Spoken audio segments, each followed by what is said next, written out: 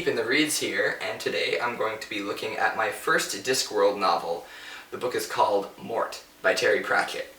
Terry Pratchett was a well-known fantasy author, best known for writing the Discworld series, which is a series of 41 short novels that basically poke fun at everything from pop culture to colonialism. They are like a comedy set in a fantasy world, and they are kind of like the fantasy equivalent of Hitchhiker's Guide to the Galaxy.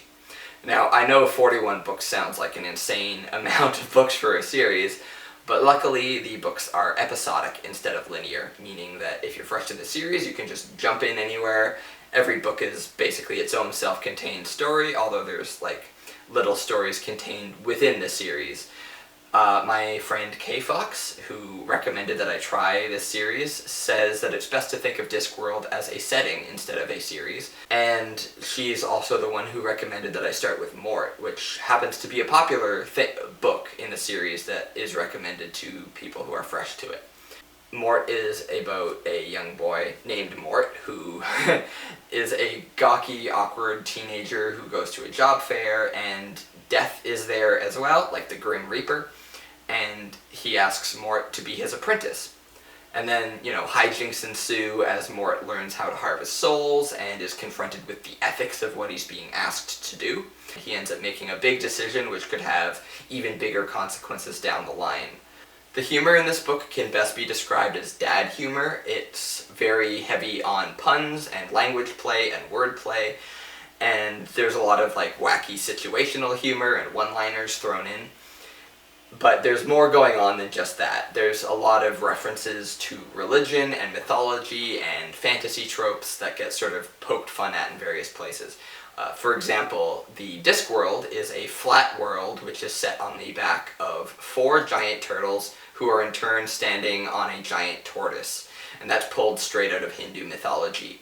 Then there's, of course, the fact that Terry Pratchett is always poking fun at fantasy tropes and other established storytelling tropes throughout. You've got wizards who can't do their magic without the proper hat, just little things like that. So it's more than just the pun and language play humor, there's a little bit more thought going into it than that. Pratchett also uses his humor to underscore the themes of this book without being too overt about it. For example, the character Death has no life, both figuratively and literally. He doesn't go out and do anything outside of his work, he's just on the clock all the time. So when Mort comes along and gives him a bit of a break where he can go out and experience what the mortals are doing or whatever, he starts to have fun and he basically gets a life. And the change that comes over his character and Mort's character as a result of this are an interesting way of commenting on how so many of us, our whole lives revolve around work. We're basically worker drones, and the only way we can experience life properly or have any vitality in ourselves is to be individualistic to a certain extent and to get outside of our work and have these experiences, and those are the things that give our lives meaning. And I found that to be by far the most interesting aspect of the book. Unfortunately, aside from the thematic thread that I thought was interesting, there really wasn't that much in this book that I could connect with. I didn't find the characters particularly interesting, and the story went in a very conventional path that I was actually surprised by, because it seemed that Terry Pratchett's whole thing is subverting expectations and poking fun at tropes. So I thought he was sowing these seeds to take the story in a sort of existential direction, but that never comes to fruition, and he instead opts for a very much gift-wrapped, conventional story ending.